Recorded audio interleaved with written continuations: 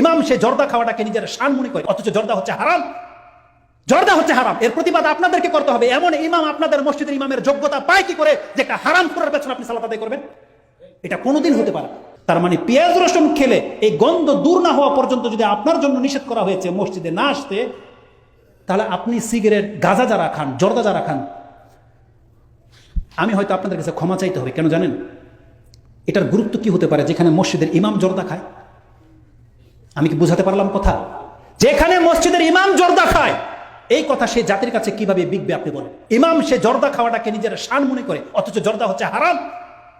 জর্দা হচ্ছে হারাম, এর প্রতিবাদ আপনাদেরকে করতে হবে। এমন ইমাম আপনাদের মসজিদের ইমামের যোগ্যতা পায় কি করে যে একটা হারাম করার পেছনে আপনি সালাত আদায় করবেন?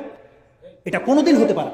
যেই মসজিদের ইমাম জর্দা খায়, পানটাকে ছাড় দেওয়া হবে। কিন্তু কেউ বলেছে সুপারি খাওয়া হচ্ছে ক্যান্সার। ডক্টর জাহাঙ্গীর কবিরকে অনেকে চিনেন এখন যারা নেট চালান, সে ডাইরেক্ট কালকে একটা ক্লিপ আমি দেখেছি, সে বলেছে জর্দা খেলে ক্যান্সার হয়।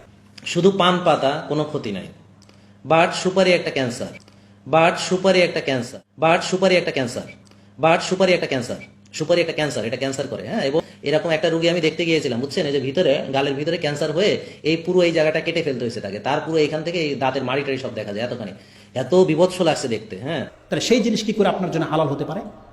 আরে আপনি বলছেন পানের মধ্যে ভিটামিন সি আছে, তাহলে বকরি তো ওই যে ঘাসও চাবায়, মাঝে মাঝে আপনি একটু ঘাসও চাবায়েন।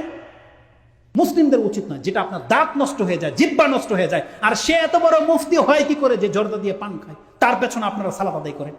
যেখানে একটা ঘুষখোরকে আপনি ঘৃণা করেন, তাহলে এটা তো হারাম করেই, তাহলে এর পেছনে আপনি সালাত কিভাবে আদায় করবেন?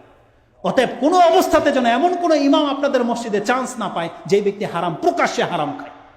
আরে পাপ আমার মধ্যে থাকতে পারে, কিন্তু যখন সেটা লুকিয়ে আছে, আপনাদের কোনো ক্ষতি হবে? কোনো ক্ষতি হবে না। আমি আমার ক্ষতি করছি, কিন্তু যখন প্রকাশ্যে একটা মানুষ পাপ করবে, তার মানে এটা একটা অ্যাডভার্টাইজ। আমি যদি এখন জর্দা দিয়ে পান খাই, তার মানে আমি অ্যাড দিচ্ছি আপনাদেরকে, হালাল করছি যে আপনারাও খান। ব্যাপারটা এমন নয়। আমি যদি এখন তাবিজ ব্যবহার করি, তার মানে আপনি দেখে বলবেন তাবিজ ব্যবহার করা জায়েজ না, হুজুর দিছে কেন? তার মানে অ্যাডভার্টাইজ নয়। এই জন্য আপনারা এমন ব্যক্তিদেরকে নিয়োগ দেবেন যারা এই সমস্ত হারাম খাওয়া থেকে মুক্ত। আর মসজিদে যারা আছেন, আজকে অধিকাংশ মানুষ তো মসজিদ ছেড়েই দিয়েছেন। আপনারা যারা সিগারেট খান, তারা হয়তো একটা দলিল পেয়ে গেলেন, যাক মসজিদ ছেড়ে দেওয়ার দলিল পেয়ে গেলাম। সিগারেট খামো, আমাকে কেউ যদি নামাজের জন্য ডাকে, তখন বলবো ভাই গন্ধ নিয়ে কেমনে মসজিদে যাই।